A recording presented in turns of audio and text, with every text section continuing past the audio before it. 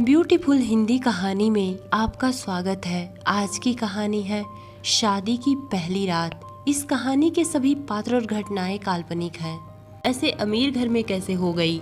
निशा के ससुराल में बड़ा सा बंगला, नौकर चाकर, गाड़ी, सब कुछ था जो एक लड़की की ख्वाहिश होती है। ये सब देखकर मेरे मन में ख्याल आने लगे कि इतने अमीर घराने में शादी होने के बावजूद वो उस दिन रो क्यों रही थी। अभी मैं यही सब सोच रही थी, तभी मेरे सामने निशा आकर खड़ी हो गई। उसने मुस्कुराकर मुझे अपने गले से लगा लिया और कहा, अर्चना, आज मैं तुम्हें देखकर बहुत खुश हूँ। चलो आओ, अंदर आओ। मैंने अपने भाई को घर भेज दिया और कहा, भैया जब मैं फ़ोन करूँगी तब मुझे लेने आ जाइएगा। भैया ने कहा ठीक है। यही कहकर वो चले गए। मैं निशा के कमरे में गई तो उसके कमरे का नज़ारा देखकर मेरी आंखें फटी की फटी रह गईं, क्योंकि ऐसा कमरा तो मैंने अपनी ज़िंदगी में पहली बार देखा था। उसका आलीशान घर, घर में नौकर चाकर, उसके ठाट बाट को देखकर मैंने कहा, निशा, तेरी किस्मत तो बहुत अच्छी है जो ऐसे घर में तेरी शादी हुई। मेरे मुंह से ये शब्द निकलते ही उसने मेरे मुंह पर हाथ रखते हुए कहा, भगवान न करे मेरी जैसी किस्मत किसी की भी हो। निशा के मुंह से ये शब्द सुनते ही मैंने कहा, क्यों, ऐसे क्यों बोल रही है? अब तुझे क्या चाहिए? निशा ने रोते हुए मुझसे कहा, अर्चना, जिस इंसान से मेरी शादी हुई है वो बहुत बदसूरत इंसान है। उनसे मेरी शादी जबरदस्ती करवा दी गई। इसलिए मैंने अपनी शादी में किसी को इनवाइट नहीं किया, क्योंकि मैं अपनी शादी से खुश नहीं थी। जिस दिन मेरी शादी इस रजत के साथ हो रही थी वो शादी नहीं, मेरी बर्बादी थी। मैंने अपने घर वालों को लाख समझाने की कोशिश की कि मुझे पैसे रुपए धन दौलत नहीं चाहिए। मैं जिसे पसंद करती हूँ, आप लोग मेरी शादी उससे करवा दीजिए। मैंने अपने घर वालों के सामने बहुत रोया, गिड़गिड़ाया, पर उन लोगों ने मेरी एक न सुनी और जबरदस्ती मेरी शादी रजत से करवा दी गई। निशा की जिंदगी का एक एक राज जानकर मुझे बड़ी हैरानी हो रही थी। मैंने बड़ी हैरानी से उससे पूछा, क्या तू किसी से प्यार करती थी? निशा ने कहा, हाँ, धीरे बोल, मेरी सासू माँ सुन लेंगी। हाँ ठीक है, मैं धीरे ही बोलती हूँ, पर वो लड़का है कौन? निशा ने बताया, वो लड़का मेरे मायके के पड़ोस में रहने वाला मनीष है। वो मुझसे बेइंतहा प्यार करता। वो मुझसे इतना प्यार करता है कि मेरी शादी होने के बावजूद भी वो मुझसे शादी करने को तैयार है। वो कहता है कि निशा, तू अपने पति का घर छोड़कर मेरे पास आ जा। मैं तुम्हारे पति से तुम्हारा तलाक करवा तुझसे शादी कर लूँगा। मैंने निशा को समझाते हुए कहा, निशा, तुम इन सब चक्कर में मत पड़। अब तेरी शादी हो चुकी है, तू किसी की धर्म पत्नी है। रजत जी को जब तेरे बारे में पता चलेगा तो उनके दिल को कितनी ठेस पहुँचेगी। निशा ने कहा, अर्चना, मैंने रजत से पहली रात को ही ये सारी बातें बता दी थी, फिर भी वो मुझे छोड़ने को तैयार नहीं। वो कहते हैं कि मैं तुमसे प्यार करता हूँ, मैं तुम्हें छोड़ कैसे सकता। पर अर्चना, मैं रजत के साथ अपनी पूरी जिंदगी नहीं गुजार सकती। उनके पास पैसा, रुपया, धन दौलत सब कुछ है, पर उनकी शकल सूरत मुझे पसंद नहीं। और ऐसे बदसूरत इंसान के साथ मैं अपनी पूरी लाइफ बर्बाद कैसे कर दूं? मैंने निशा को समझाते हुए कहा, निशा, रजत जी चाहे जैसे भी हों, पर वो दिल के बहुत खूबसूरत इंसान है। तेरे बारे में इतना सब कुछ जानने के बाद उन्होंने तेरी बातें किसी को बताई नहीं और इज्जत से तुझे अपने घर में रखे हैं। सोच, वो तुझसे कितना प्यार करते हैं, और ऐसा प्यार करने वाला इंसान शायद ही तुझे मिले। निशा ने कहा, अर्चना, मैं चाह कर भी अपने आप को उन्हें समर्पित नहीं कर पाती। अर्चना, मेरी शादी को 6 महीने गुजर गए, पर मैं अभी तक कुंवारी हूँ। मैंने घबराकर पूछा, क्या तू ये क्या बोल रही है? उसने कहा, हाँ अर्चना, मैं सच बोल रही हूँ। क्या रजत जी ने इस बात का कोई विरोध नहीं किया? उसने कहा, नहीं, वो मेरी मर्जी के मुताबिक मुझे छू भी नहीं सकते, क्योंकि मैं उनसे प्यार नहीं करती। पर वो तो तुझसे प्यार करते हैं। हाँ, तो क्या हुआ, मैं नहीं करती। मैंने निशा को बहुत समझाया, पर निशा मेरी बात मानने को तैयार नहीं थी। निशा और मैं दोनों बातें ही कर रहे थे, तभी अचानक वहाँ पर रजत भी आ गए। मैंने देखा, भले ही रजत जी थोड़े सांवले शकल सूरत के थे, पर वो बहुत अच्छे और मिलनसार इंसान थे। पर कहते हैं ना, जिसके ऊपर कलयुग सवार हो उसे समझाना बेकार है। निशा की भी हालत कुछ ऐसी ही थी कि इतने अच्छे पति को छोड़कर वो किसी और के साथ भागना चाहती थी। हम दोनों सहेलियों में बातें होते होते काफी देर हो गई। मैंने निशा का नंबर लिया और कहा, अब कोई भी बात होगी तो हम फोन पर बात कर लेंगे। यही कहकर मैं वापस अपने घर चली आई। निशा के घर से मैं अपने घर चली तो आई थी, पर मेरे दिल और दिमाग में बस उसी की बातें चल रही थी कि कैसी लड़की है, इसने अभी तक अपने पति को एक्सेप्ट नहीं किया। भले ही उसका पति रजत थोड़ा सांवला है, पर दिल का तो बहुत अच्छा है। कई दिनों तक मेरे दिलो दिमाग पर उसकी बातें गूंजती रही। एक दिन निशा ने मेरे पास फोन किया। वो बहुत रो रही थी। उसने मुझसे कहा, अर्चना, मैं रजत के साथ कितना भी झगड़ा करती, कैसे भी उससे अपना पीछा छुड़ाने की कोशिश करती, पर वो है कि मुझे छोड़ने को तैयारी नहीं। इसलिए मैं चाहती हूँ कि मैं रजत को छोड़कर अपने बॉयफ्रेंड मनीष के साथ भाग जाऊं। जब मैं रजत के घर से भाग जाऊंगी तभी मुझे इस रजत नाम के बदसूरत इंसान से छुटकारा मिलेगा। निशा की रजत जी के प्रति ये बेहूदी बातें सुनकर मैंने उससे पूछा, निशा, तू बहुत मनीष नाम के शख्स का माला जप रही है, क्या वो तुझसे सच्चा प्यार करता है? निशा ने कहा, हाँ, ये क्यों पूछ रही हो? मैंने कहा, इतना बड़ा कदम उठाने जा रही हो तो क्यों ना पूछूं? निशा ने कहा, हाँ, मुझे पूरा विश्वास है कि मेरा मनीष मुझसे बेहद प्यार करता, पर निशा, उसका प्यार झूठ भी तो हो सकता है। अच्छा, तुम मुझे ये बताओ कि क्या तुम मनीष से मिलती हो तो उसे पैसे भी देती हो? हाँ, क्यों ना दूं, वो मेरा बॉयफ्रेंड है। उसे जब भी जरूरत होती है तो मैं उसे पैसे दे देती हूँ। अच्छा, अब बात समझ में आई कि तुम्हारे और मनीष के प्यार की हकीकत क्या है। निशा, तुम मेरी बातों को ध्यान से सुनो। वो जो तुम्हारा बॉयफ्रेंड है वो तुमसे नहीं, तुम्हारे पैसों से प्यार करता है। और मैं ये लिख कर देती हूँ कि जब तुम रजत से तलाक ले लोगी तो तुम्हारा मनीष कभी तुमसे शादी नहीं करेगा, क्योंकि उसे तो तुम्हारे पैसों से प्यार है। और रजत को छोड़ने के बाद तुम्हारे पास पैसा कहाँ से आएगा?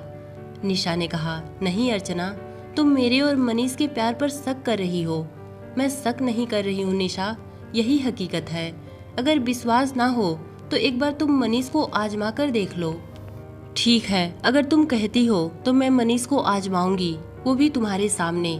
नहीं नहीं, मैं सामने नहीं आऊंगी, मैं कहीं दूर खड़ी रहूंगी। बस तुम मनीष के सामने जाओगी और झूठ का उससे कहोगी कि तुम्हारा और रजत का तलाक हो गया है। चलो जल्दी, हम दोनों अब मंदिर में शादी कर लेते हैं। देखते हैं तुम्हारे और रजत के तलाक की बात सुनकर मनीष का रिएक्शन क्या होता। अगर वो तुमसे शादी करने को तैयार हुआ तो रजत जी से तलाक करवाने में मैं तुम्हारी मदद करूंगी, और अगर नहीं हुआ तो फैसला तुम्हारे हाथ में है कि तुम्हें क्या करना चाहिए। निशा, एक बात कान खोलकर सुन लो कि रजत जी जैसा जीवन साथी बहुत कम लोगों को मिलते हैं, और तुम बहुत खुशकिस्मत हो कि तुम्हारी शादी उनसे हुई। अच्छा चलो ठीक है, अब बहुत हो गया रजत की तारीफें। ये बताओ कि कब मैं मनीष के सामने ये सब कहूँगी? अर्चना, मैं तुम्हारी वजह से अपने प्यार को आजमा रही हूँ, वरना मुझे अपने प्यार पर पूरा भरोसा है। ठीक है, अब यही देखना है। परसों हम दोनों रजत को किसी होटल में मिलने को बुलाएंगे, पर मैं कहीं छुप जाऊंगी और तुम उसके सामने अपनी सारी बातें रखना। ठीक है। गुरुवार का दिन था। मैं और निशा दोनों मनीष को आजमाने एक रेस्टोरेंट में पहुंच गए। मनीष के आने से पहले मैं कहीं छुप गई। मनीष को देखते ही निशा मनीष के गले लग गई, जैसा कि मैंने उसे समझाया था। उसने कहा, मनीष, मैंने रजत से तलाक ले लिया है, चलो अब हम दोनों किसी मंदिर में जाकर शादी कर लेते हैं, क्योंकि इसके अलावा मेरे पास और कोई चारा नहीं।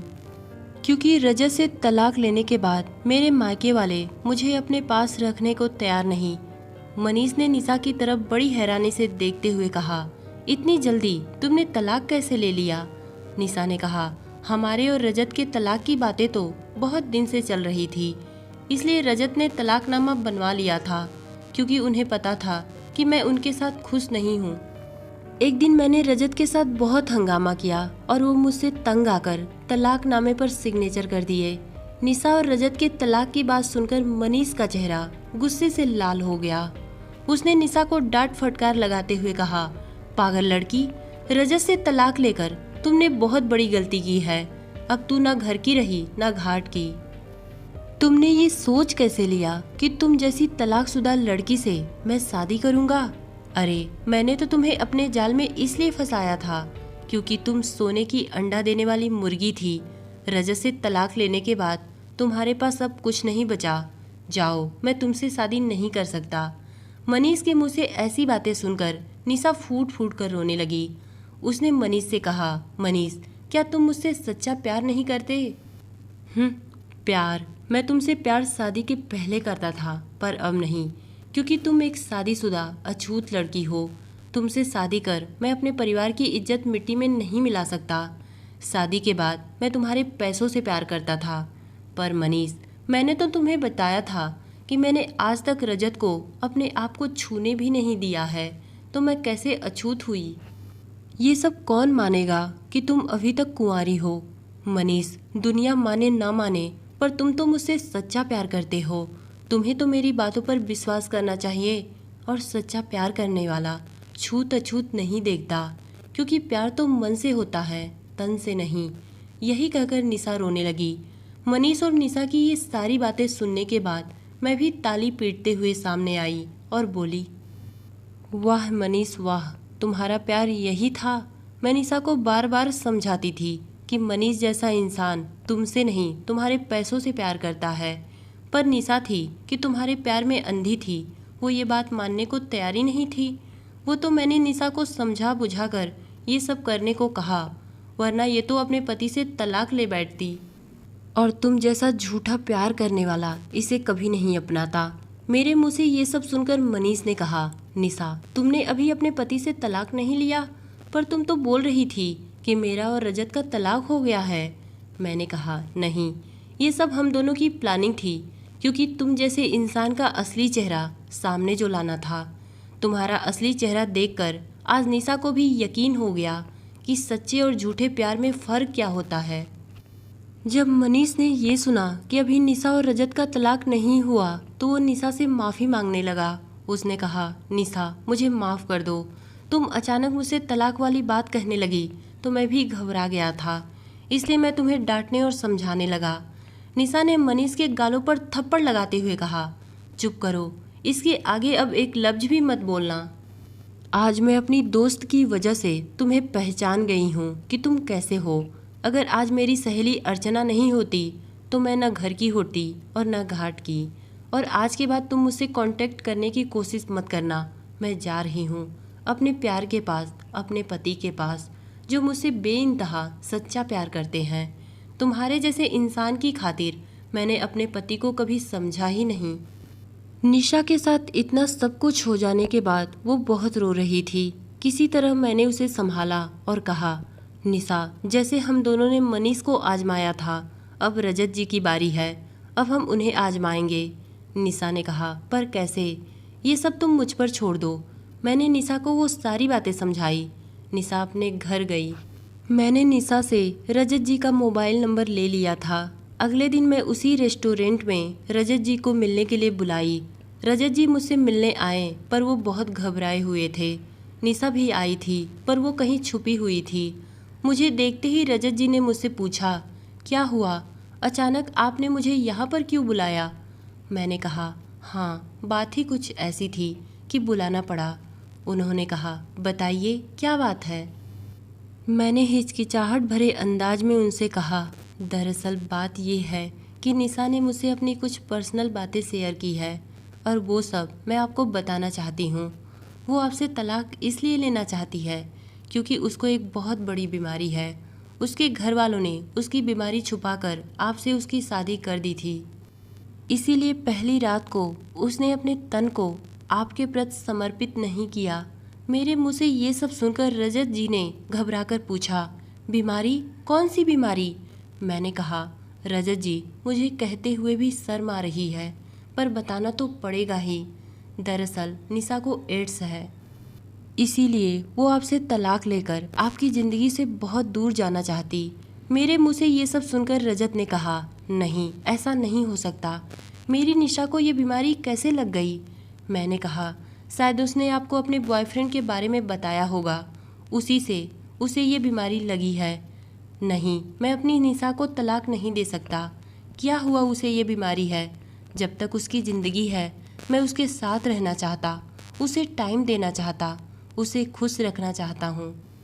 अच्छा ठीक है, आपने मुझे ये बातें बताई, आपका बहुत बहुत धन्यवाद। मैं अपनी निशा के पास जा रहा हूँ। रजत के ये शब्द कहते ही निशा ने कहा, रुक जाइए रजत जी, आपको कहीं जाने की ज़रूरत नहीं, मैं आपके पास हूँ। निशा को देखते ही रजत का चेहरा खिल उठा। निशा ने अपने दोनों हाथों को फैलाते हुए कहा, रजत जी मुझे गले नहीं लगाएंगे। निशा के गले लगते हुए रजत ने कहा, निशा तुमने मुझे पहले क्यों नहीं बताया कि तुम्हें ऐसी बीमारी है। निशा ने कहा, रजत जी मुझे कोई बीमारी नहीं है, ये सब अर्चना और मेरी प्लानिंग थी आपको आजमाने के लिए कि आप मुझसे कितना प्यार करते हैं।